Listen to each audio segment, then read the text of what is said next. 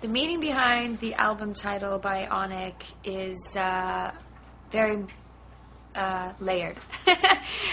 It means to me having bionic body parts, in particular the vocal cords are highlighted in the album artwork.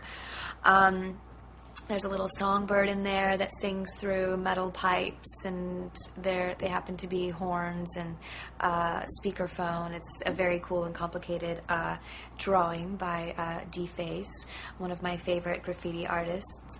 And then you have bionic coming from the notion of just being super highly electronically charged and excited about the future. And it also is a way that I see women. We are superhuman in so many ways. We give birth, we give life, we do it all, and we wear many different hats. We work at the same time, we raise our families, we hold down our forts, and becoming a new mom since then has also contributed to the bionic meaning of the album. The collaborations for Bionic were so fun for me. Literally, I had to have a little encouragement along the way, because I get a little starstruck and excited when it comes to people that I really admire and respect as artists.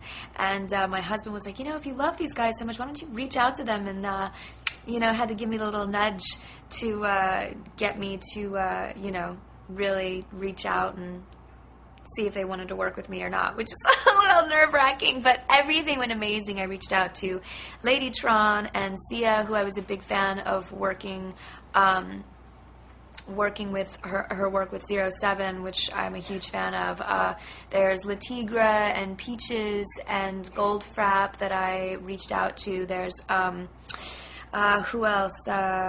There's the producers of MIA and Sanagold, who I'm also a huge fan of, that I ended up collaborating as writing partners with. And it was just a super fun ride in working with all of them. And I approached the whole sort of meeting process by telling them, I'm a huge fan of yours. I would love to collaborate and work together and step a little into your world, or a lot into your world, and see what you're all about and connect with you musically on in your world. And coughing during my interview, really? Shoot him!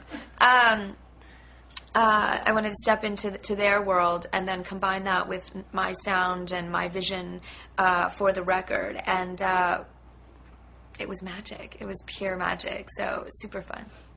My creative process is pretty complicated.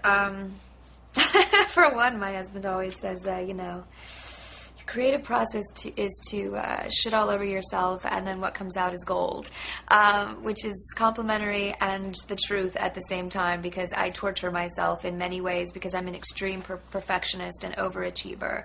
And, it's presented in many different ways for me. Sometimes it's organic and really raw vocally and musically and very driven by emotion and vulnerability.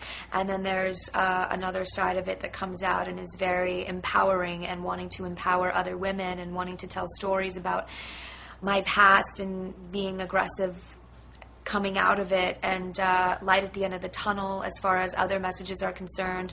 That's always my base for creativity and what I'm inspired lyrically to do.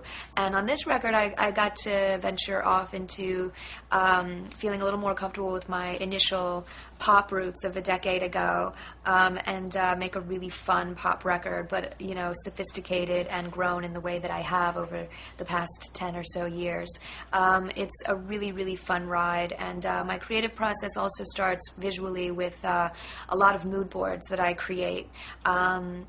Constantly ripping out of magazines and having a zillion Post-its everywhere, accumulating ideas over the years and keeping them all sort of organized in a way. And then I end up making these huge collages with tacks and poster boards and showing them to the producers and saying, this is what I'm going for, this is the look, let's make the audio to this look. And that's how we sort of initially go in, and I work with these people because with every record I've reinvented myself each and every time, and I get inspired sort of during the touring cycle of the previous record for what the next one's going to be. Constantly, being on the road and being inspired by new sights and sounds and people that I meet. It's all part of the storytelling for me, and then taking a break and absorbing all of it and then putting it into words and sound. So it's all a journey for me, and it's all part of the creative process. Initially, the reason I wanted to make a futuristic departure was, I had this initial vision for myself since I was heavily inspired by Prodigy when I was 15 years old, and I heard their record, and I was slapped across the face, and I said, what is this, and how can I get my hands on it? And I knew at that point, at 15, I wanted to make a futuristic sounding record. The same way that I knew at a young age, I wanted to make a inspiration record, paying tribute to the soul and blues and jazz artists and musicians that had inspired me at a super young age. I knew that every record I wanted to have a different perspective, and I knew it was the right time and place to do it because of my child and thinking about the next generation in the future.